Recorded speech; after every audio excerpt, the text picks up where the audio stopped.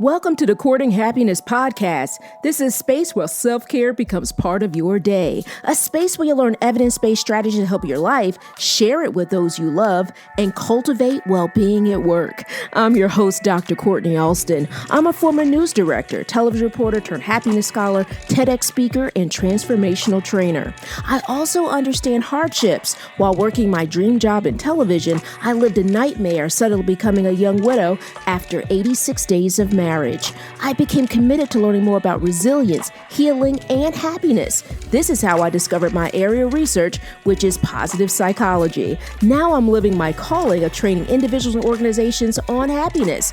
And my new chapter begins with being happily engaged. The Courting and Courting Happiness is about a true courtship. I like to say commitment with happiness. The K in courting stands for the vulnerability of sharing my story, inspirational interviews with phenomenal people, the infusion of positive psychology, and so much more. You'll learn how to commit to your well-being one episode at a time. I hope you subscribe and share. So, are you ready?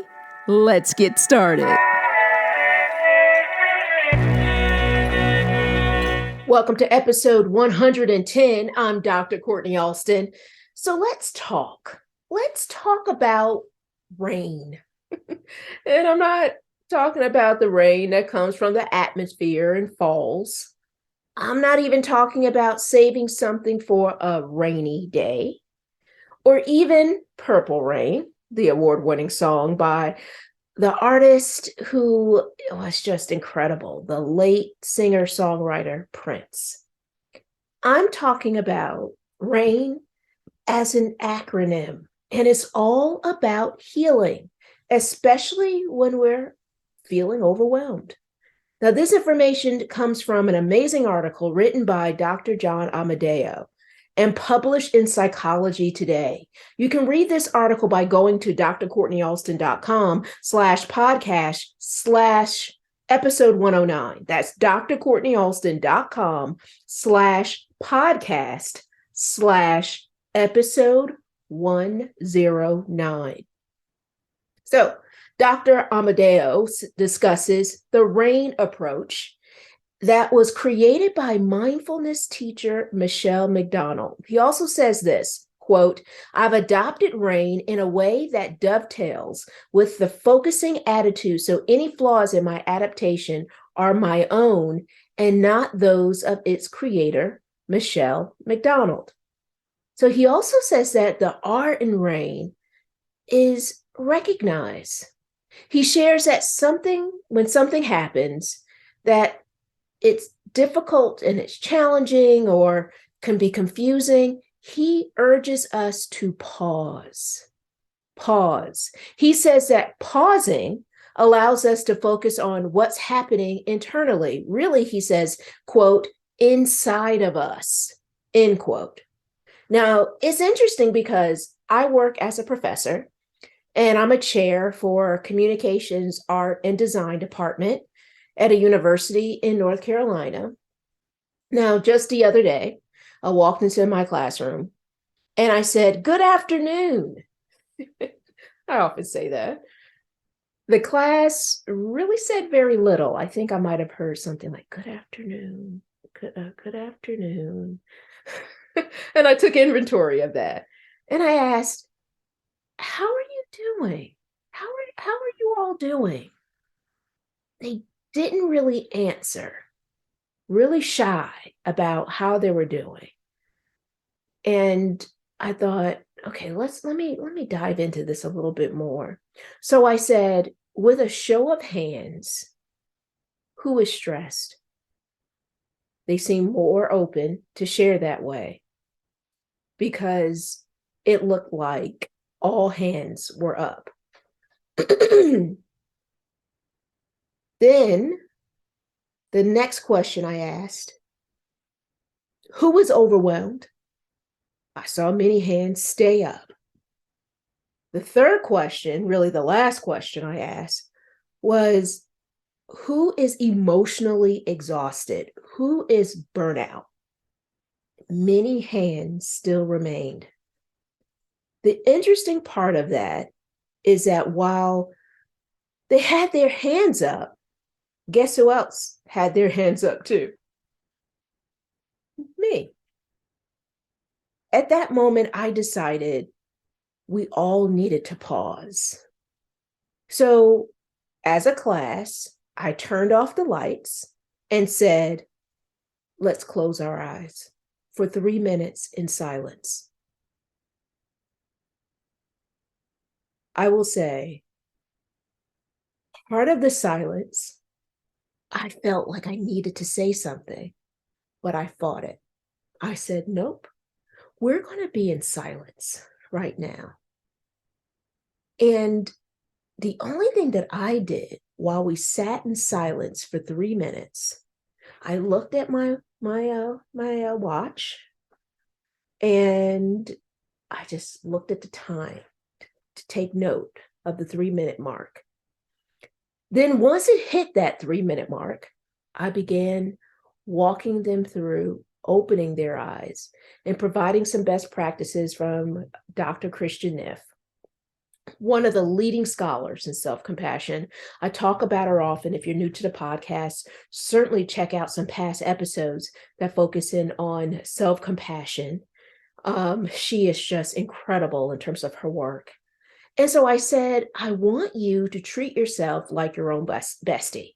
That is from Dr. Christian Neff. She has great resources on our website. You can find them on drkortnialston.com that provides great meditation and best practices in terms of treating yourself like your own bestie, and let your inner voice speak kindly to you. So then I asked them to think about what they're grateful for. And then I said, if you can't think of anything right now, maybe one thing that you could be grateful for is this opportunity to be still at this moment. I shared with them at that point to slowly open their eyes. Now, during this mindful session in the classroom, I felt some of my own tears, small little raindrops, right? But I was grateful. I was so grateful that I could leverage my strength as a happiness scholar to help them, and to also notice that I needed to be still as well. And that being still truly helped us in that moment. So the next letter in R.A.I.N, right, in terms of the R, I should say, is A. And Dr. Amadeo says that the A stands for allowing. I want to quote him. He says this: after we recognize that we're experiencing, the next step is allowing it to be just as it is. This means accepting our feelings as they are without trying to change them or fix ourselves.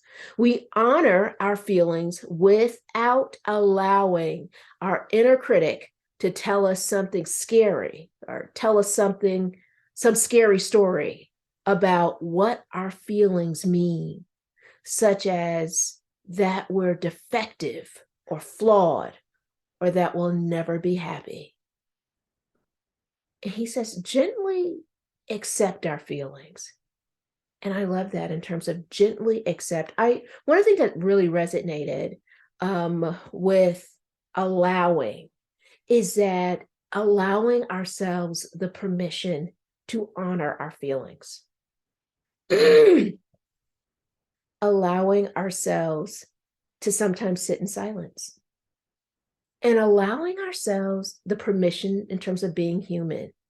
And so that day, I actually had a departmental meeting, or a department meeting, and I was talking to faculty. And as I was leading the meeting, and I always start off meetings with a strength-based question, and this one focused in on what strength have you leveraged lately, or what your superpowers are. And I love utilizing or sharing strength as superpowers, because sometimes we need to recognize our greatest strength. And one of the things I love about what I've learned about positive psychology as a happiness scholar is how I lean in my character strengths to help me as relates to stress. And so I wanted them to spend a few moments in terms of talking about what they were leaning into, what their superpowers were. What was so incredible is the moment that I shared the experience I just shared with you about what happened in the classroom, literally minutes before I ended up meeting with them. And one of the things that I told them was I was really grateful for the opportunity just to lean into those strengths, but then also the permission in terms of being human. And then I also really treasured as I was talking with them and sharing with them the power of being vulnerable. I'm not saying, oh my goodness, I probably shouldn't share this.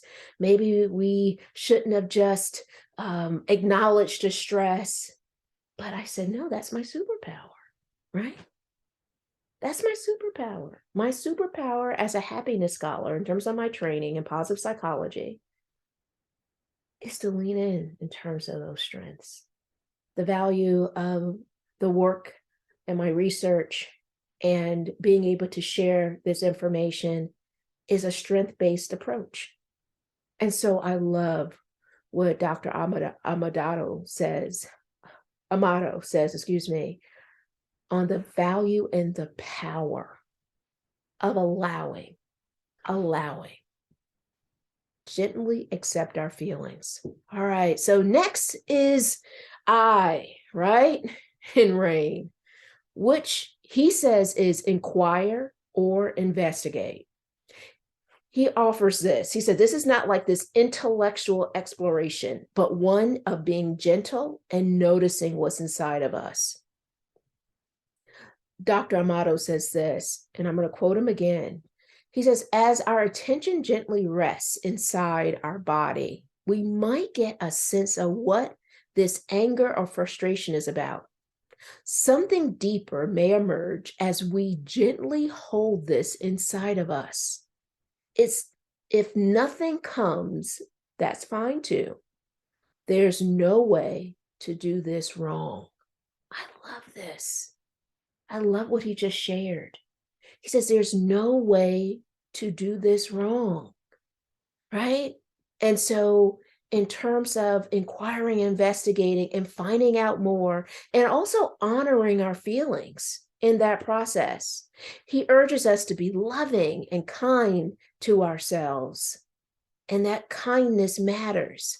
And this is interesting, goes back to that classroom, back to talking about my students. And after I actually shared an activity with them, it was in regards to an assignment they're working on. They're working on developing policies as relates to newsroom well-being. And we've been investigating, all the resources that are out there to help journalists as it relates to newsroom well-being. And part of their assignment is really creating some evidence-based strategies that can help reporters as relates to mental health. And so the video that I showed in class very briefly actually was this great video in terms of tapping into how journalists are feeling. And so I thought it led into it without me planning it, because I really was present, getting a pulse on the class. So after the video was done, and I actually decided to let them out a little early because I felt like they needed more time for themselves and then a time to process, because it's after midterms and they're stressed. All the semesters that I've taught as I worked, I should say, as a professor and taught various courses, this is a time like everyone seems to be stressed out, right? It's after midterms, things are just, really diving in, you're thinking ahead, you're also, trying to be present in terms of the semester. And so as they left class a little early, I saw them each at the door. And I actually, before they left the room, before they left class, I made sure that I said this to each student. not one blanket statement, but I said this to each student as they walked out the door. And this is what I said. I said, be kind to yourself. Be kind to yourself. Be kind to yourself. Looking at each one as they left the room, looking in their eyes, be kind to yourself. Be kind to yourself.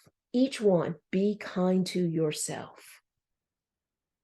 And at that moment, I wanted them to also begin to process maybe that inner voice that is saying to them, oh, you're not doing what you need to, or you're not enough, or you're, whatever negative inner voice that might be going on, right?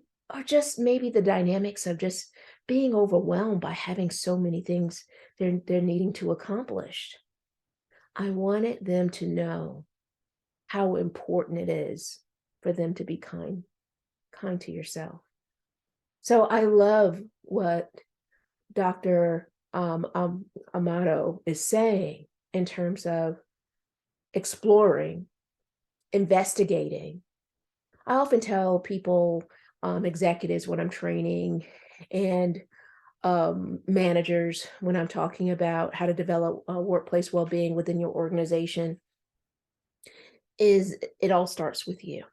So it's so important to be kind to yourself because it starts with you, right? So I love this as he's talking about the value of experimenting. I also share this in terms of exploring, I should say this. I also encourage individuals, executives, journalists, people who I have worked with in sharing this research in terms of positive psychology with. I often share with them that turning this experiment turning this experience into their own experiment. So turning this experience in terms of their own experiment. So creating their own lab, so to speak, their own well-being lab or happiness lab, and searching and seeing what works well. So I love that he's talking about the value of exploring, giving yourself that permission to explore, to see what works well, and also to see how you're dealing and what this means and what's going on. So here's last but not least, N, which means not identity. So Dr. Amato says the N means not identity. He begins to talk about Buddhist psychology, and he says, if in terms of Buddhist psychology, he says this, he says, it's if you hold on too tightly to anything, if you hold on too tightly, we can create suffering. Interesting, right? Holding on too tightly, how we can create suffering. He poses this question. He says, can we make room for our feelings without getting too identified with them, like sadness, shame, fear, anger? And he says this are like clouds passing in the sky. And I want to quote him on this. So he says this, quote, who we are, our true self, is larger than our problems and emotions. Feelings, thoughts, and sensations come and go. They don't define who we are. Non-identification means finding the right distance from feelings, not so close that we merge with them, and not so far away that we disassociate from them. Powerful, isn't it? In terms of who we are, our true self, I love this, is larger than our problems and emotions. Powerful. He also cites Tara Brach, who defines N in R.A.I.N as nurturing. And I thought this was interesting too. And this is something that he shared within the article that I'm also going to quote and share, because what she's sharing is so insightful. Try to sense what the wounded, frightened, or hurting place inside of you must need. and then offer some gesture of active care that might address this need. Does it need a message of reassurance, of forgiveness, of championship, of love? Experiment and see which intentional gesture of kindness most helps to comfort, soften, or open your heart. It might be a mental whisper. I'm here with you. I'm listening. It's not your fault. Trust in your goodness. Trust in your goodness. Oh, and she actually, in terms of saying this, I think I said champion, she mean actually companionship of love, experiment, see what's intentional, and gestures of kindness. I love this. It all speaks to kindness, right? Kindness, being kind to ourselves. So I want to ask this question. Are you nurturing with yourself? And how are you nurturing with yourself? What does that look like? You can certainly start with Dr. Amato's approach and his article, which you can again read on drkortnialston.com/podcast/episode 110, so 110. But I love learning so much about the R.A.I.N approach, because when life brings us a storm, R.A.I.N can provide a cover to create self-compassion. I hope it in turn truly is your umbrella method. And I hope this creates your own umbrella approach. And notice, as I'm sitting here talking about the value of this theory, it all comes down to being experimental and seeing and continuously working on all of these different evidence-based strategies that can serve you. Always remember that your well-being is your most important job, and I'm always here to help. Thank you so much for listening. Let's continue this conversation online. Email us at podcast@drkortnialston.com. That's podcast@drkortnialston.com. Join us on Instagram at Courting Happiness. Don't forget, that's courting with a K. Also, I hope you join our private Facebook community. You can find us at Courting Happiness Podcast Community. Our private Facebook group is a safe haven to share, meet more people looking to build positive relationships, focus on well-being, and create a happier life. Now, are you ready to spread happiness? We hope you subscribe and share this podcast with your family, friends, coworkers, and all the important people in your world. We release a new episode every Thursday. Congratulations on your continued commitment to your courting happiness journey. Thank you so much for listening. We want you to be well, be happier, and be kinder to yourself. We can't wait to see you next week.